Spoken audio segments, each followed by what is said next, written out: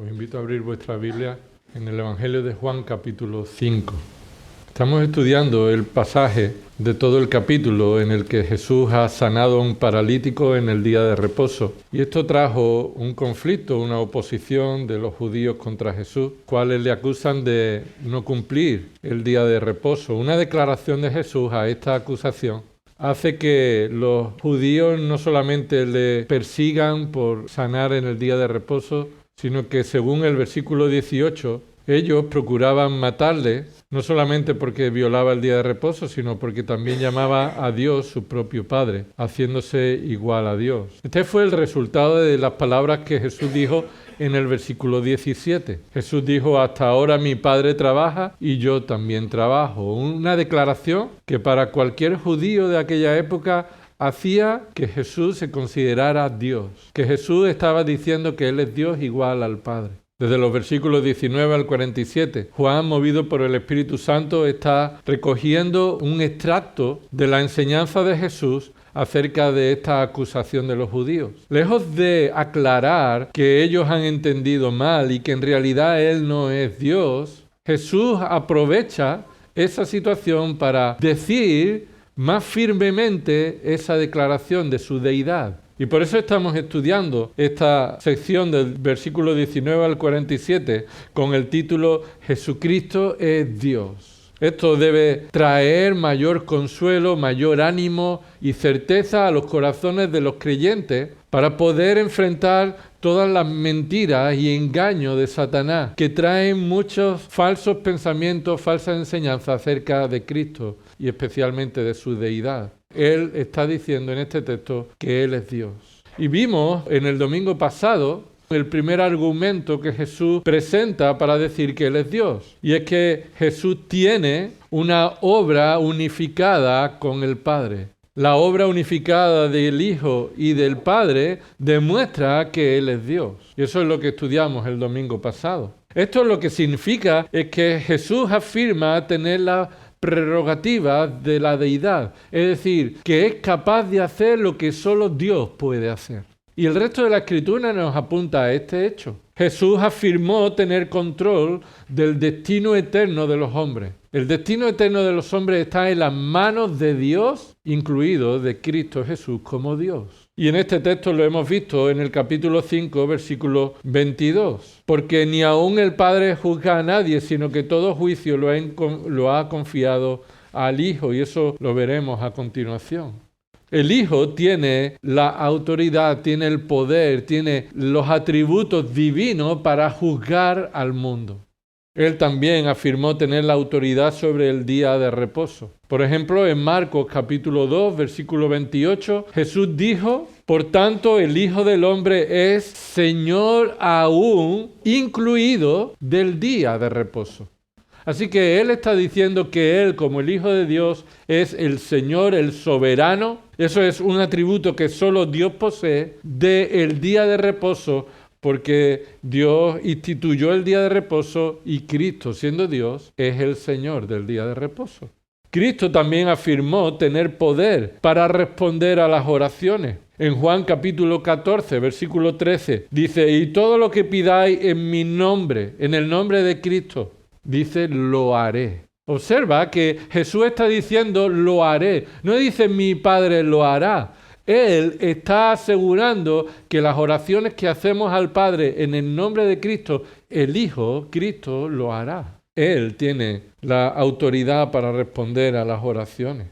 Cristo también demostró ser Dios cuando Él dijo tener autoridad para perdonar los pecados. ¿Recuerda a ese paralítico? Abrieron el techo, bajaron al paralítico y al contrario de lo que el paralítico esperaba y sus amigos, Jesús no le dijo, levántate, toma tu lecho y vete, sino que Él le dijo al paralítico primero, tus pecados te son perdonados. Y los que estaban allí decían, este ha blasfemado. ¿Por qué? Ellos decían, porque solo Dios puede perdonar los pecados. Entonces Él no blasfemó, Él demostró en esa afirmación y dijo, para que sepáis que el Hijo del Hombre tiene autoridad para perdonar los pecados, le dijo al paralítico, levántate, toma tu lecho y anda. Así que el Hijo Cristo Jesús, Jesucristo, el hombre que anduvo en esta tierra, que nació de una mujer por la obra del Espíritu Santo, que vivió una vida perfecta, que fue a la cruz para morir por los pecados que él no cometió, resucitó a la muerte y ha ascendido a los cielos, está a la diestra del Padre, un día volverá. Él es Dios hecho hombre. Ni menos que el Padre, ni igual que los ángeles. Él es Dios hecho hombre. Durante su ministerio, entonces, Jesús demostró, afirmó, aseguró poseer las capacidades, autoridad y la gloria que solo a Dios posee, porque Él es Dios. Vamos a estudiar en esta mañana los versículos del 22 al 25. Versículos del 22 al 25. En este pasaje Jesús enseña que Él es igual a Dios Padre en su deidad, resaltando que Él es el que juzga, tan bien y tan perfectamente como el Padre juzga. Dice el texto, Juan 5, versículo 22 al 25. Porque ni aun el Padre juzga a nadie, sino que todo juicio se lo ha confiado al Hijo, para que todos honren al Hijo, así como honran al Padre. El que no honra al Hijo, no honra al Padre que le envió. En verdad os digo, el que oye mi palabra y cree al que me envió, tiene vida eterna y no viene a condenación, sino que ha pasado de muerte a vida. En verdad os digo que viene la hora y ahora es cuando los muertos oirán la voz del Hijo de Dios y los que oigan vivirán. Como hemos dicho, la semana pasada estudiamos la obra unificada. Hoy vamos a estudiar en estos versículos el juicio unificado. El juicio unificado de Cristo y el Padre. Jesucristo, siendo Dios, puede ejercer y ejercerá juicio unificado con el Padre. La palabra juicio es la traducción de una palabrita griega que se llama crisis. Crisis. Significa un proceso de investigación o el acto de distinguir o de separar. Esta palabra crisis se traduce como juicio, en ocasiones también directamente se traduce como condenación. La palabra condenación en ocasiones se refiere a esta palabra juicio, es decir, la sentencia de juicio para condenación. Y Juan recoge las palabras que Jesús le dijo a Nicodemo, describiendo en qué consiste el juicio. Juan capítulo 3, mira en 2 capítulos anteriores, versículo 19, le dijo Jesús a Nicodemo, y este es el juicio, que la luz vino al mundo y los hombres amaron más las tinieblas que la luz, pues sus acciones eran malas. ¿Qué quiere decir? Que los hombres son juzgados por su condición de maldad, por su condición de pecadores. Y como pecadores que son, demuestra su condición en amar el pecado, las acciones malas, entre las cuales se encuentra ¿cuál? Rechazar la luz que vino al mundo, rechazar a Cristo, rechazar a Dios por medio de rechazar a quien el Padre envió.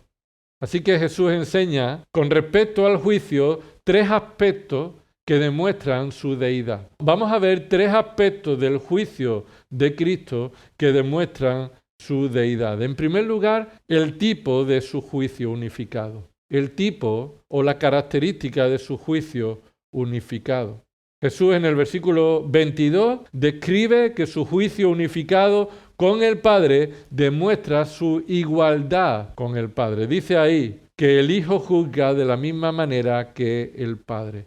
El Hijo juzga de la misma manera que el Padre. Versículo 22, mira lo que dice. Porque ni aun el Padre juzga a nadie.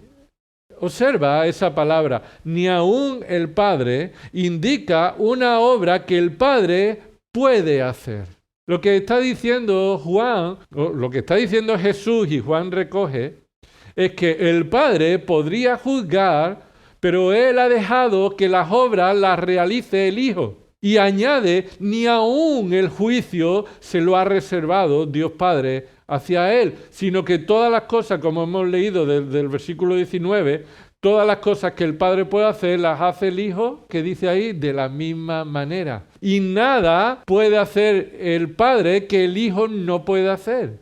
Y ahí cuando dice el versículo 22, porque ni aun el Padre juzga a nadie, indica una obra que Dios Padre puede hacer, pero voluntariamente deja que el Hijo lo haga, para que todos se admiren del Hijo. No dice que el Padre no pueda juzgar, no dice que el Padre, su juicio no es justo, sino que el Padre ha decidido que el Hijo juzgue. ¿Por qué? Porque el juicio del Hijo es igual que el juicio del Padre. Que el Padre deje que alguien juzgue en su lugar un juicio que no sea como el del Padre sería un juicio justo, una mala obra del Padre. Sería un error del Padre dejar que el Hijo juzgue en su lugar si el Hijo no va a juzgar con un juicio como el Padre realiza. El Padre entonces juzga como Dios y lo ha mostrado en toda la historia a través de la humanidad. Hemos leído en esta mañana un salmo, el Salmo 96, versículo 13, en el que dice que Dios es quien juzga a las naciones. Pero en el versículo 13 de este Salmo 96 que hemos leído en esta mañana, termina el Salmo diciendo, escucha, el Señor viene a juzgar la tierra. Juzgará al mundo con justicia y a los pueblos con su fidelidad o con su verdad. Así que ahí ya el salmista está anunciando que Dios juzgará al mundo, pero no se refiere a un juicio que hará el Padre, sino que el Hijo vendrá a esta tierra y juzgará al mundo, y lo hará tan bien como el Padre lo ha hecho, lo ha demostrado. A la hora de delegar juicio, solo ha delegado juicio a su Hijo Jesucristo. Escucha, nunca Dios delegó el juicio a otra persona sobre toda la tierra. Judas, versículo 9, dice, pero cuando el arcángel Miguel contendía con el diablo y disputaba acerca del cuerpo de Moisés, escucha, no se atrevió a proferir juicio de maldición contra él. La pregunta es, ¿por qué no se atrevió a pronunciar juicio de maldición contra Satanás? ¿No estaba seguro de que Satanás mereciera esa palabra de juicio? Dice el texto, sino que dijo, el Señor te reprenda. Lo que el arcángel Miguel hizo es reconocer que solo Dios tiene la autoridad y potestad de juzgar a su creación. Y ni siquiera el arcángel Miguel, uno de los dos arcángeles que se nombra en la Biblia por nombre, alguien importante que defendió el cuerpo de Moisés frente a Satanás y venció y lo consiguió, él no se atrevió, como si tuviera una autoridad superior, a pronunciar juicio contra Satanás. ¿Por qué? Porque Dios nunca delega juicio a los ángeles.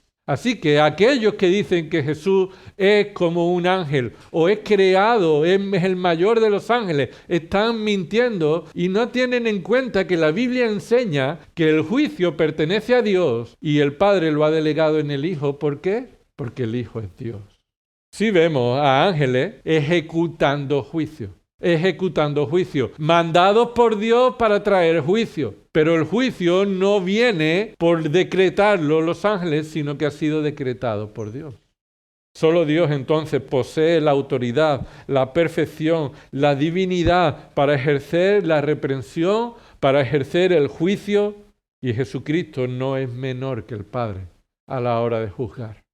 ¿Por qué el Padre solo delega su juicio al Hijo? Hemos dicho en primer lugar porque el Hijo juzga de la misma manera que el Padre, versículo 22. Pero también porque el Hijo tiene la confianza del Padre. Observa lo que dice ahí en el versículo 22. Dice, porque ni el Padre juzga a nadie, sino que, por el contrario, Él no juzga, sino que ha delegado el juicio. Y observa, todo juicio. Esa palabra todo juicio es importante porque habla de la soberanía completa y absoluta de Cristo para juzgar. Todo juicio tiene toda la autoridad sobre toda la creación para juzgar todo lo que existe. Y todo juicio, que dice ahí en tu Biblia, se lo ha confiado al Hijo. No solamente es delegarlo en el Hijo como algo que deja que otro lo haga, sino es una delegación con toda confianza.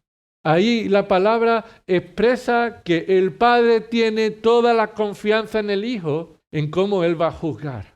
No deja que el hijo juzgue, pero él está observando para corregir al hijo a ver si se equivoca. Porque el padre tenga una información que el hijo no tiene, o el padre tenga una opinión que el hijo no tiene, o el padre tenga una bondad que el hijo no posee, sino que dice el texto ahí, Jesús dice que el padre ha confiado al hijo todo juicio.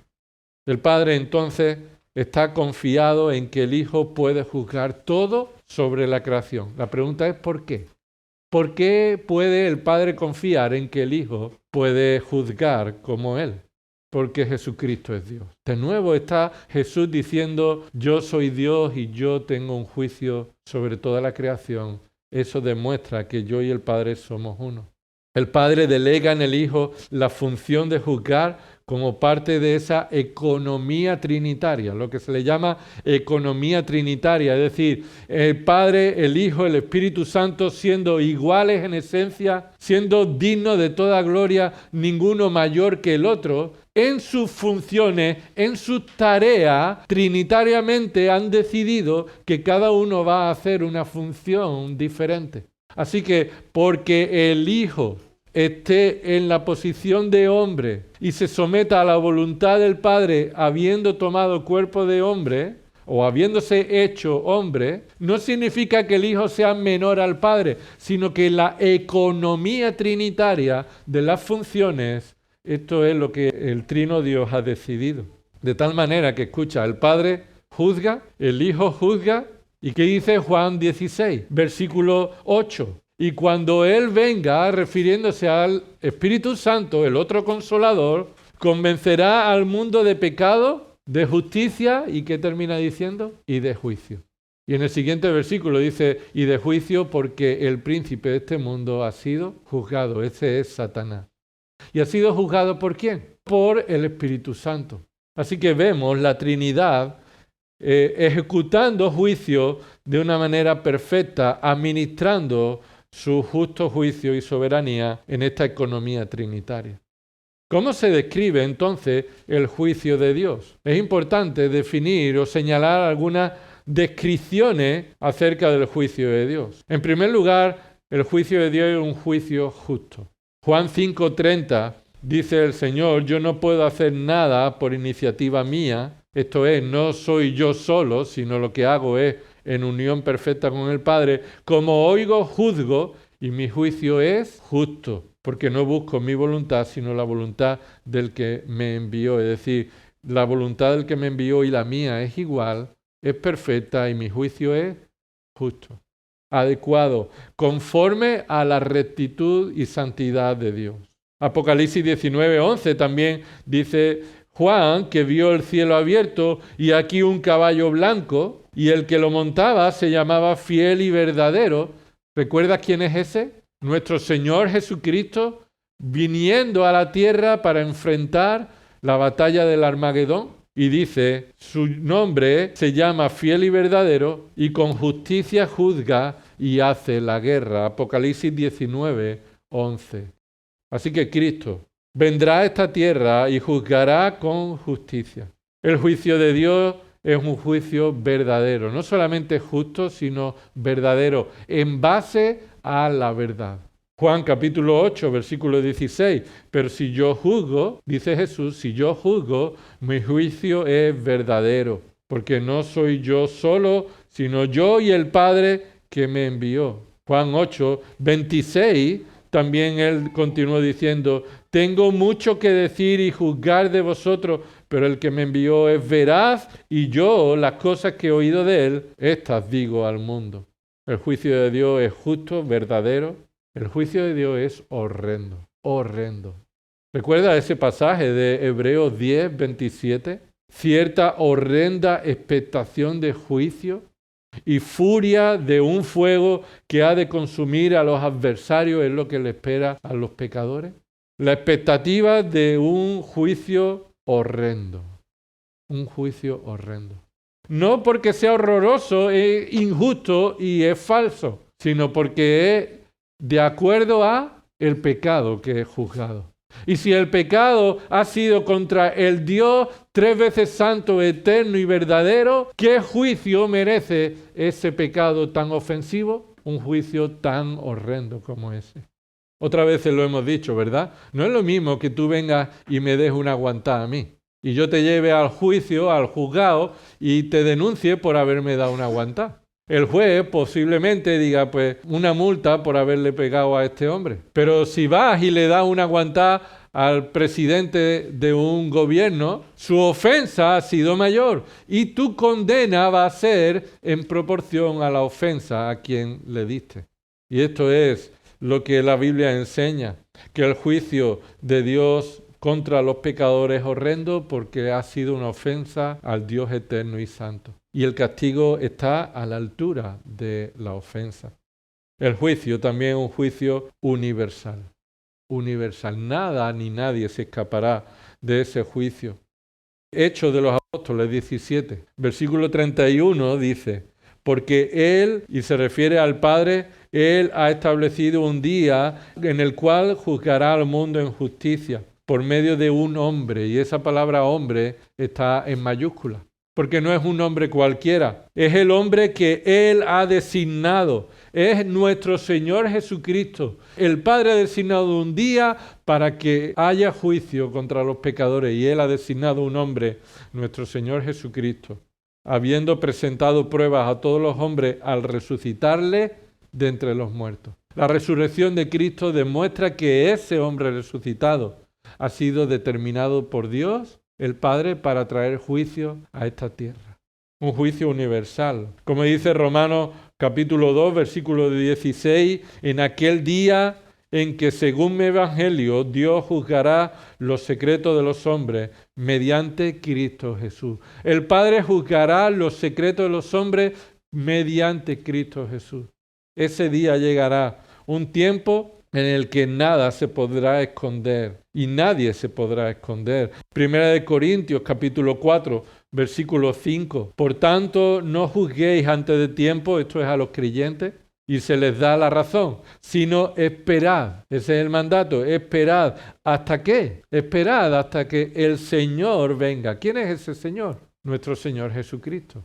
Jesucristo es Dios y Él vendrá y debemos esperar a que Él venga, porque cuando Él venga, dice el texto, 1 Corintios 4:5, el cual sacará a la luz las cosas ocultas en las tinieblas y también pondrá de manifiesto los designios del corazón. Entonces cada uno recibirá su alabanza de parte de Dios, pero también su juicio.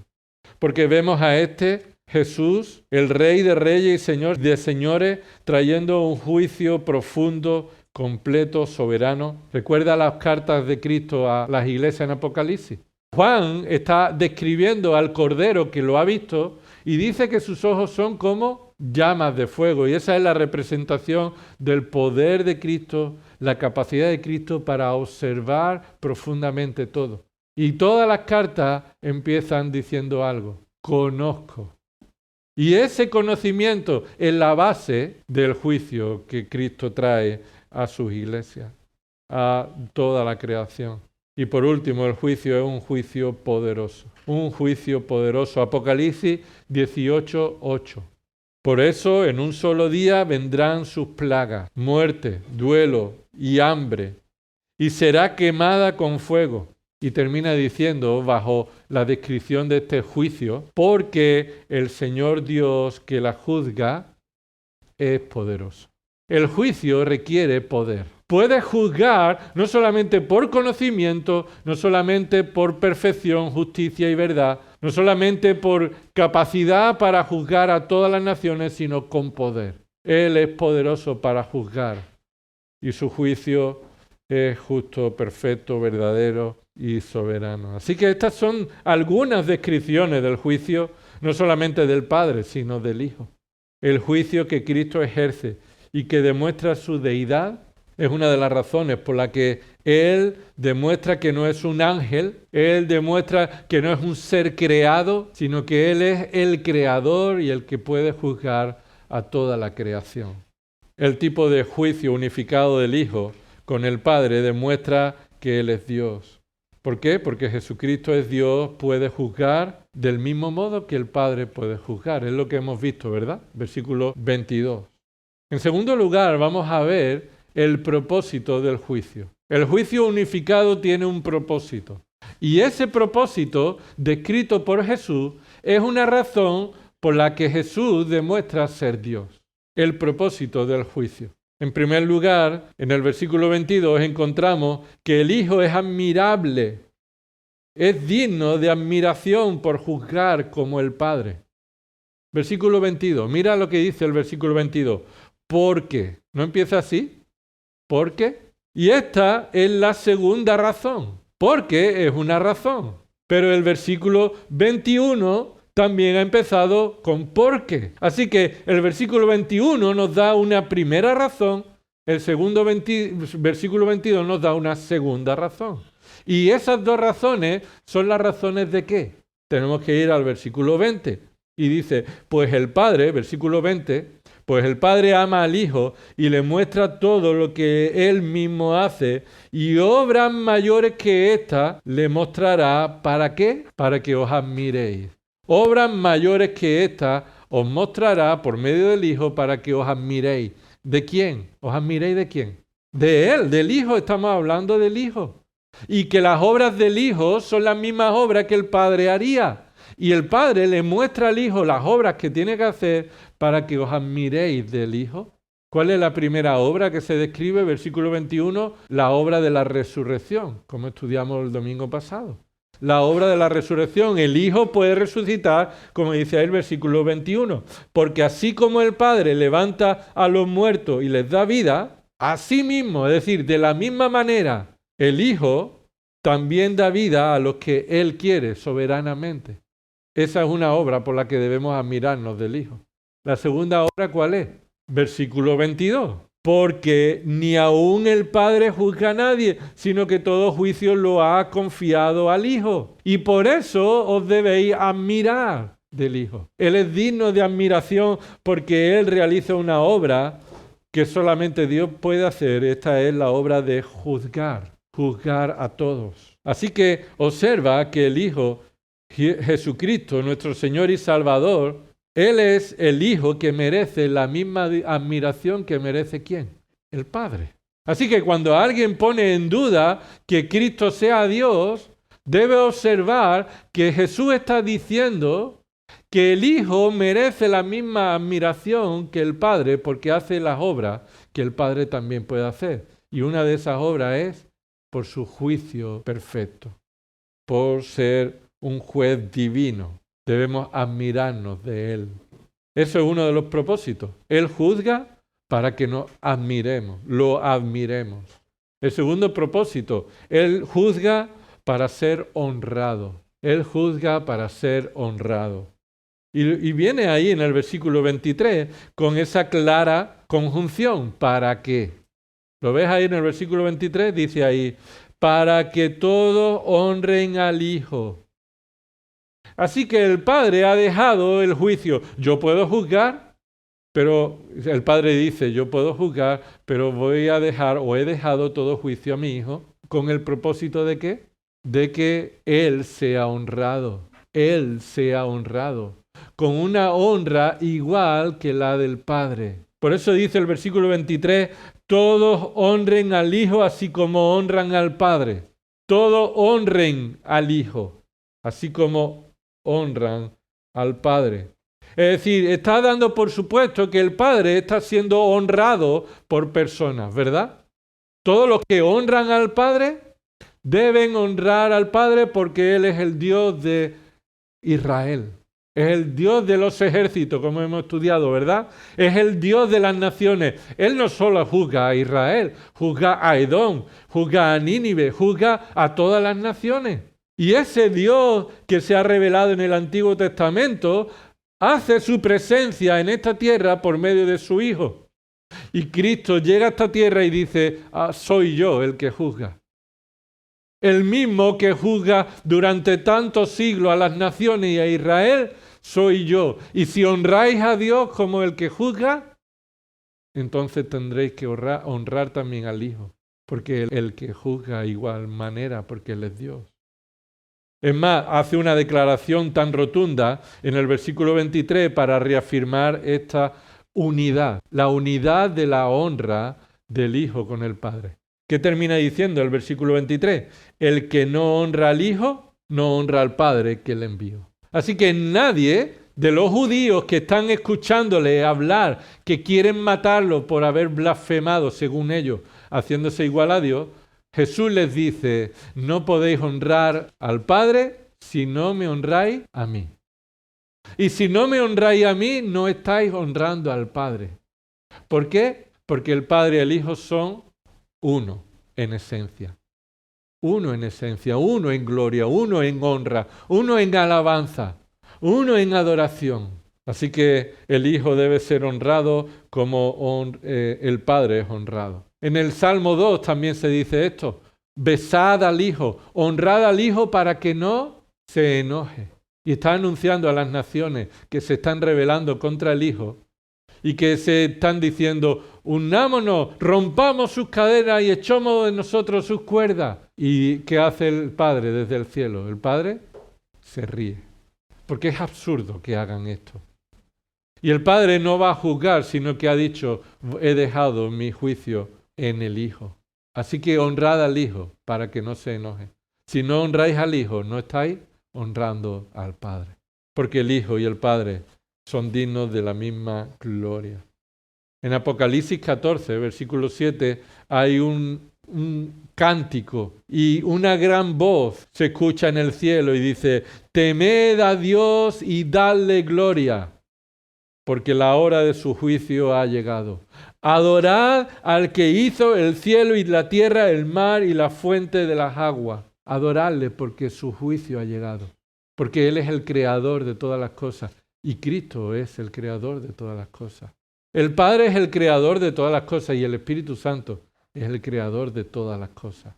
Y los tres son dignos de toda gloria y honor, porque ellos ejecutan un juicio perfecto sobre su creación.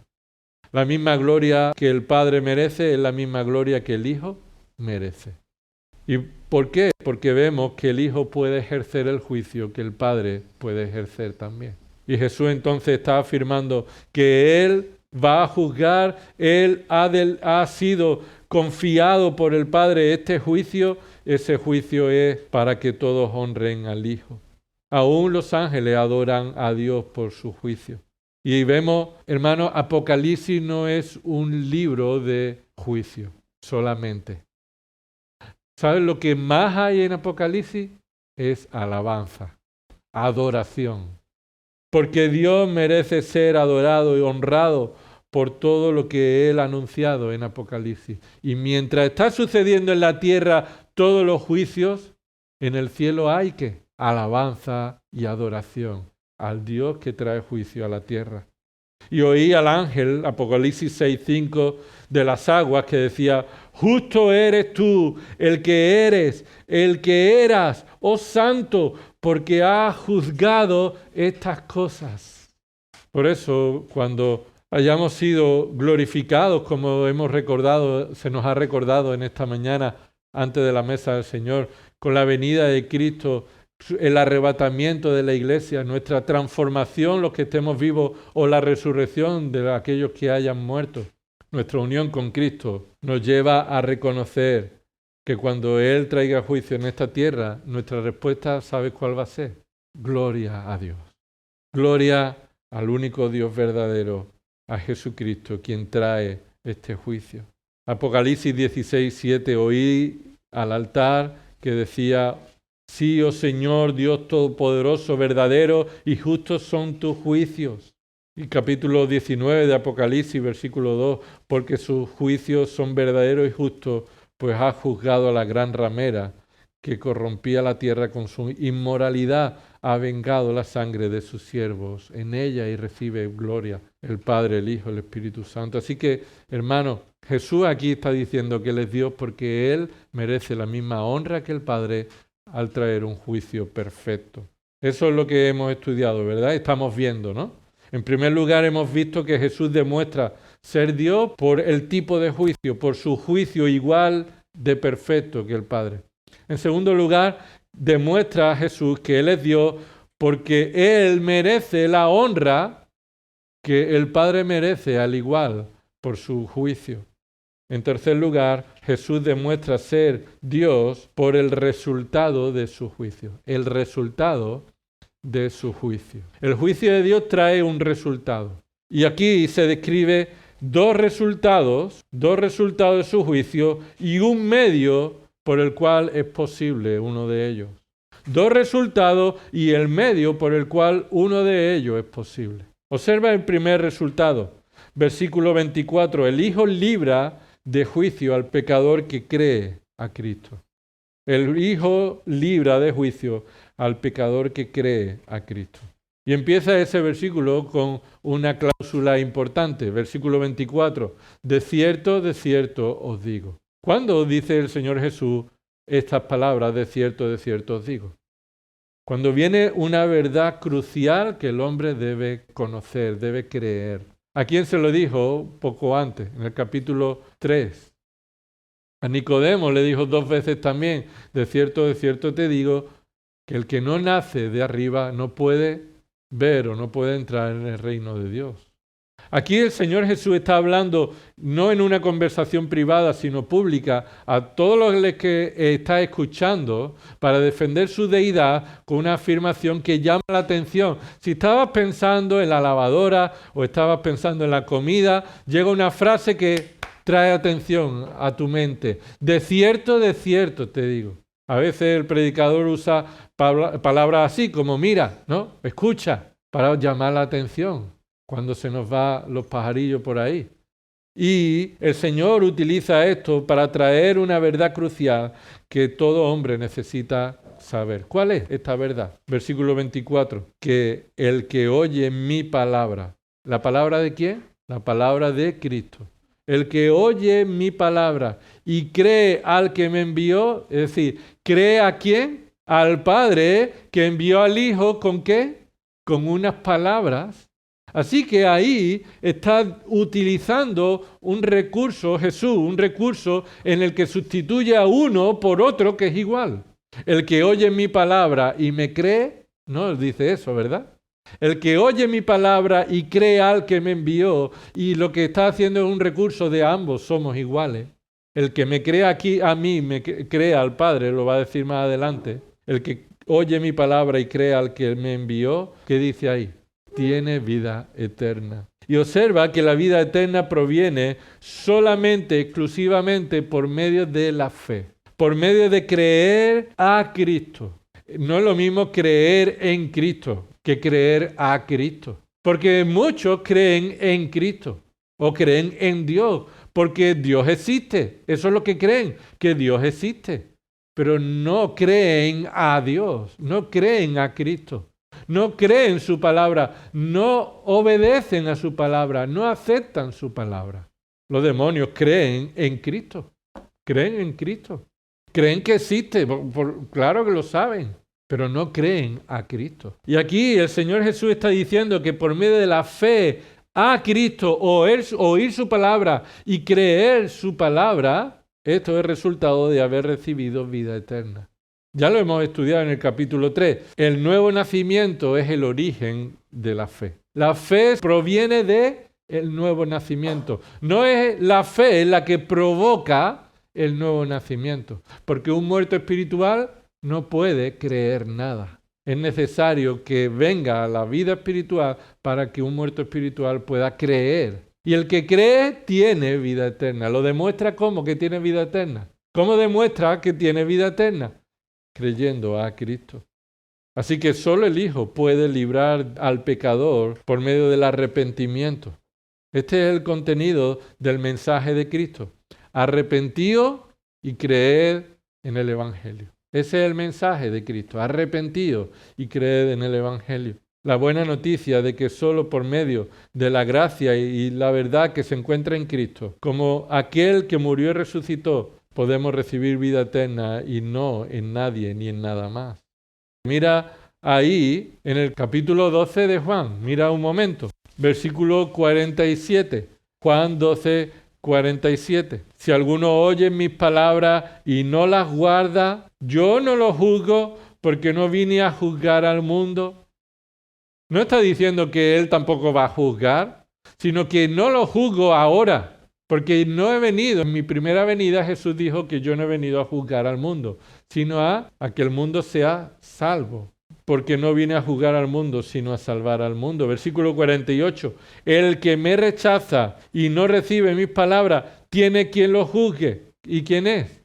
La palabra que he hablado, esa lo juzgará en el día final, en el juicio final, por medio de la palabra que rechazó, la palabra que Dios pronunció.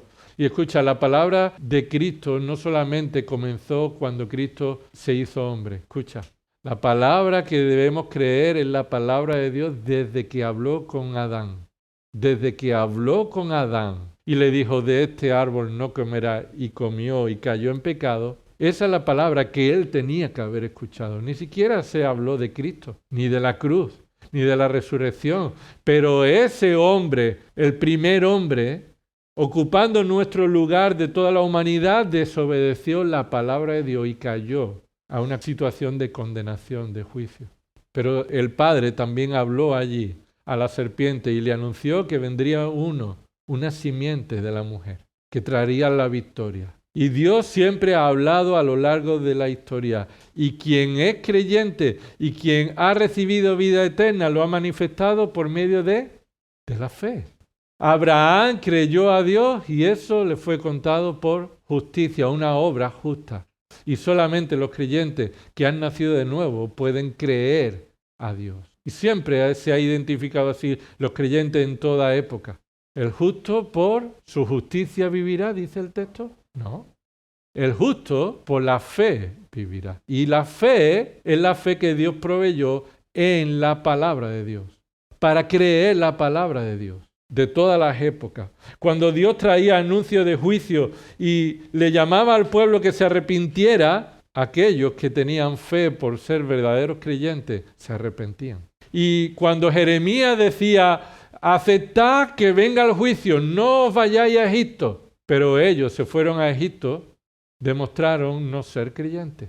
Demostraron que no aceptaban el juicio de Dios, el cual llegó hacia ellos. Los creyentes entonces, somos aquellos que hemos recibido la fe y por esa fe somos librados del juicio. Primera de Juan, capítulo 4, versículo 10, dice, en esto consiste el amor. No en que nosotros hayamos amado a Dios, sino que Él nos amó a nosotros. Es decir, todo empezó por el amor de Dios soberano para elegir a quién va a amar. No fuimos nosotros los que le amamos a Él y Él entonces nos amó, sino al contrario. Él nos amó y por eso nosotros le amamos a Él. Pero dice, y envió a su Hijo como propiciación por nuestros pecados. ¿Qué significa que envió al Hijo como propiciación por nuestros pecados? La propiciación o el propiciatorio era la plancha de oro que estaba cubriendo el arca. Y esa plancha de oro estaba cubriendo el arca. Cristo es la propiciación por nuestros pecados porque Él nos ha cubierto de la ira de Dios. No nos ha caído la ira de Dios encima porque cayó sobre Cristo en nuestro lugar. Él es la plancha de oro, pura, perfecta, que cargó sobre Él la ira que nosotros merecíamos. Por esa razón los creyentes no tememos al juicio. No tememos al juicio. Mira lo que dice el versículo 17. En esto se perfecciona el amor en nosotros, para que tengamos confianza en el día del juicio. Para que tengamos confianza en el día del juicio. Habrá un día de juicio. Y los creyentes debemos esperar ese día ¿con qué? ¿Con temor o con confianza? Por el amor que Dios ha tenido con nosotros, por haber puesto a su Hijo como propiciación de nuestros pecados, habernos cubierto para que la ira de Dios no nos aplastara. Versículo 18, en el amor no hay temor. ¿Por qué no hay temor? ¿Temor de qué? ¿Qué acaba de decir en el versículo anterior? Del juicio de Dios, el día del juicio. Tenemos confianza y no tenemos temor de ese día. ¿Por qué? Porque Cristo es nuestra propiciación. Dios trató al Padre, el Padre trató al Hijo como si hubiera cometido todos nuestros pecados y derramó sobre Él la ira justa, perfecta, horrenda que nosotros merecíamos. para que por medio de ese amor ahora tú y yo podamos tener confianza y sin temor. Porque dice ahí el texto, versículo 18, el perfecto amor, el amor de Dios, echa fuera el temor. No significa que el verdadero creyente no teme a nada. Eso es sacar de contexto este versículo. Claro que tendremos temores y lo tenemos y lo seguiremos teniendo. No debemos temer el día del juicio. Debemos temer a Dios por su disciplina amorosa cuando tú estás pecando y sigues pecando y continuamos pecando y Él con paciencia te llama al arrepentimiento y no te arrepientes. Y como se lee en 1 Corintios 11, pues algunos duermen y están enfermos por tolerar el pecado en la mesa del Señor. Pero no tenemos temor de que caiga sobre nosotros la ira que nos aparte del amor de Dios. Porque el amor de Dios es perfecto. No es que nosotros merezcamos esa salvación. Él nos ha amado de una manera perfecta, como en este mundo nadie puede amar. En este mundo no hay amor, hermano. Nadie puede amar si no conoce a Dios. Ese es el primer resultado, ¿verdad? Cristo es el único Dios verdadero y solo en Él podemos ser librados del juicio. Eso es lo que dice el versículo 24. Pero dice también el segundo resultado. El Hijo juzga al pecador incrédulo por su pecado. El Hijo juzga al pecador incrédulo por su pecado. Versículo 24. Y no viene a condenación. ¿Quién no viene a condenación? Bueno, aquellos que oyen la palabra de Cristo y creen al que le envió, esos tienen vida eterna, esos no vienen a condenación, sino que han pasado de muerte a vida. Entonces, ¿cuál es la posición original de aquellos que fueron salvados? ¿Dónde estaban? En la muerte y en la condenación. Esa es la condición de todo ser humano desde que nace. No necesita pecar para merecer la condenación, porque ya es responsable, junto con Adán, del pecado. ¿Qué dice Romanos 5? En ese sentido, versículo 12, tal como el pecado entró en el mundo por un hombre, y así la muerte por el pecado, así también la muerte se extendió a todos los hombres, porque todos pecaron con Adán. No hay un hombre neutral. No hay un ser humano neutral. Todos nacemos en la condición de partir de cero. Y el partir de cero es condenados, muertos, separados de toda gracia de Dios, bajo toda su ira. Esa es la condenación que Cristo traerá a este mundo. Cristo es el siervo que Dios anunció. Ese siervo a quien Él ha escogido, según Mateo 12, 18. El siervo a quien ha escogido, mi amado, en quien se agrada mi alma, sobre él pondré mi espíritu, dice el Padre, y a las naciones proclamará justicia. Esa proclamará justicia es la palabra juicio, de condenación. A las naciones proclamará la condenación. Ese siervo. Y ya hemos leído suficiente en Apocalipsis sobre los que serán juzgados, pero serán juzgados por sus obras, los libros se abrirán y otro libro se abrirá, el libro de la vida, y los que no estén escritos en el libro de la vida serán juzgados por las obras que estaban escritas en sus libros. Así que por sus pecados serán juzgados, que demostraban ser pecados que nacieron de su naturaleza pecaminosa. Un juicio proporcional, es decir, cada uno recibirá ira conforme también haya amontonado juicio para el día de la ira. Cuanto más pecado y cuanto más rechazan el Evangelio, más ira van a recibir. Pero un juicio que también está compartido con Satanás y sus demonios. Juan lo dice en el capítulo 12, versículo 31. Ya está aquí el juicio de este mundo. Ahora el príncipe de este mundo será echado fuera. Se le quitará toda potestad a ese príncipe de este mundo. Hay un día de juicio para Satanás y sus demonios y todos los que son hijos de Satanás. Así que Jesucristo es el único que puede salvar, pero Jesucristo es el único que va a traer juicio sobre esta tierra a los pecadores que no se arrepienten. No hay nada que puedas hacer para librarte del juicio de Dios. Jesús le dijo a los fariseos, ¿por qué escapáis del juicio? ¿Quiénes son los fariseos? Aquellos que tenían puesta su confianza en la obediencia a la ley. Confianza en su propia obediencia, en su propia justicia.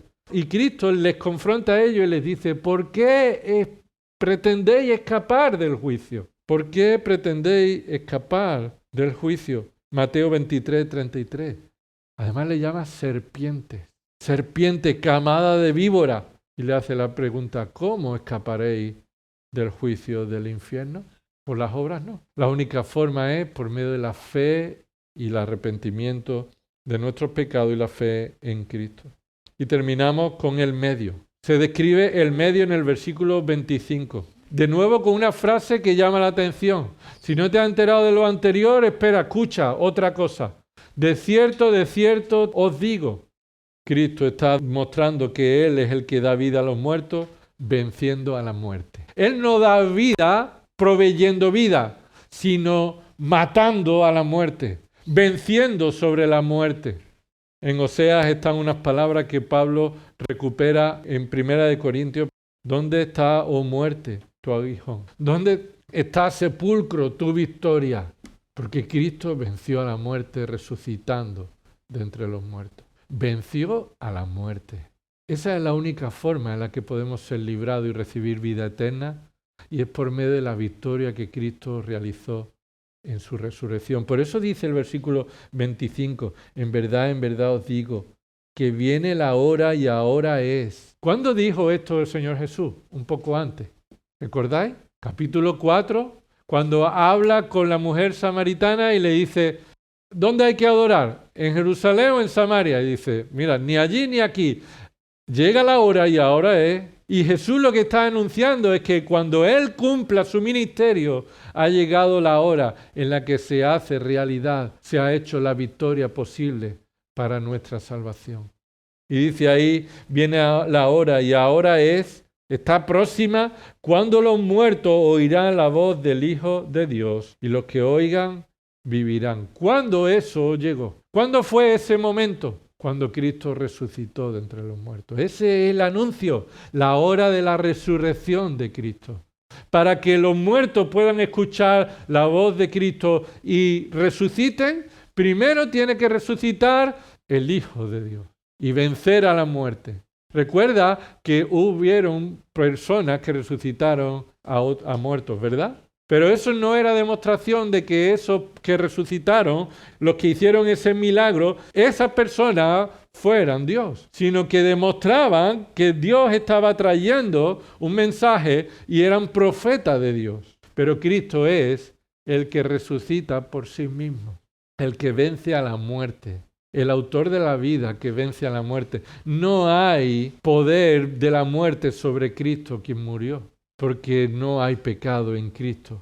Él no cometió pecado alguno, así que la muerte era imposible que lo retuviera. No había deuda que pagar, porque Él pagó por las deudas de los que iba a liberar. Y Él resucitó para que tú y yo ahora podamos vivir para su gloria y defender el nombre y la honra de Cristo.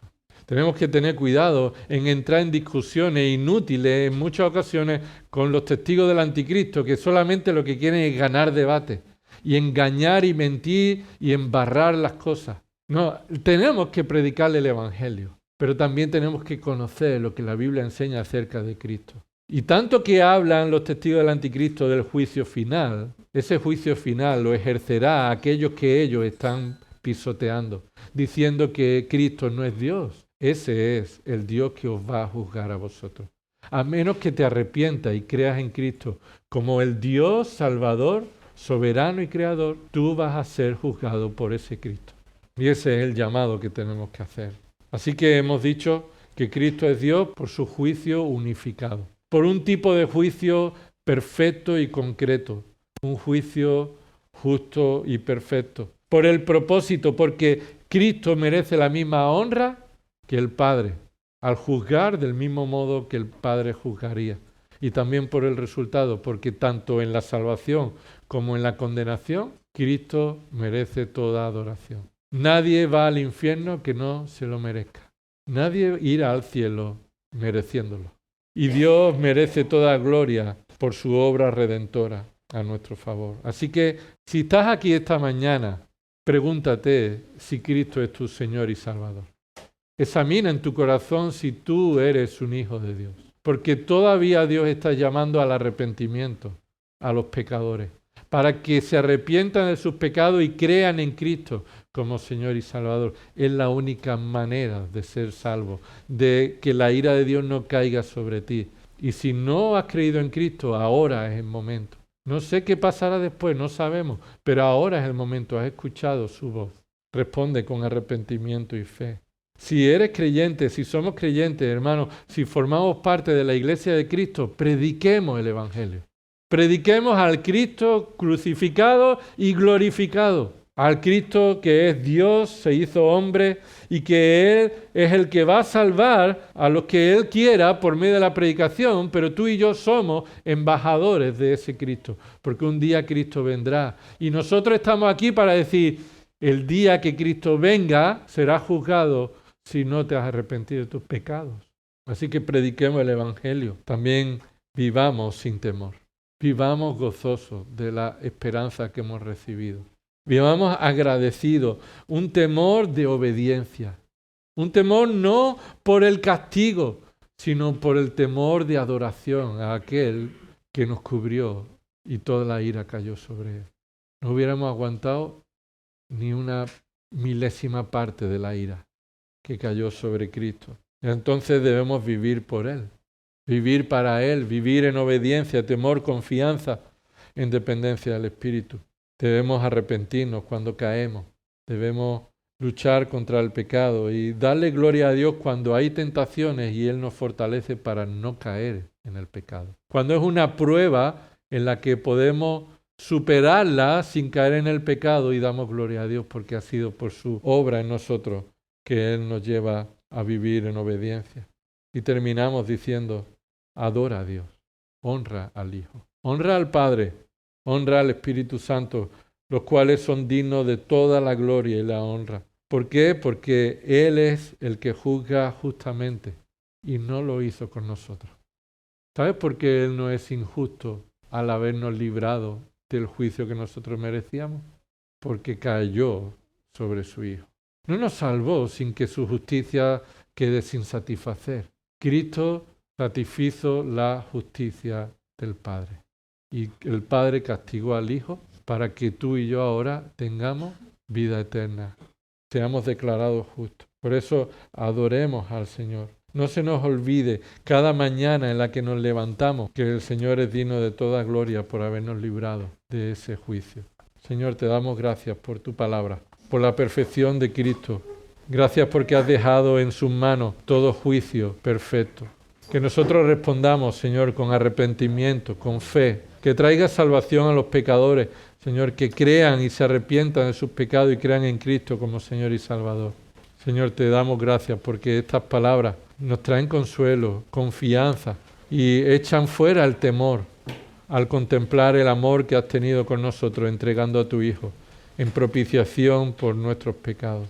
Y Señor, te pedimos que llevemos este mensaje a todos los que nos rodean, que prediquemos el Evangelio, que tú salves a los pecadores por medio de la predicación de tu palabra, que tú nos uses para tu gloria, que tú nos fortalezcas en las luchas del día a día, en las tentaciones nos dé la fuerza para decir no al pecado y sí a la justicia, para que vivamos en dependencia de tu palabra, en oración continua y esperando, Señor, deseando que tú vengas pronto, que tú nos lleves contigo y mientras no has venido todavía, mientras tú todavía has decidido que sigamos viviendo, que sea una vida que te glorifique, Padre. En nombre de Cristo Jesús. Amén.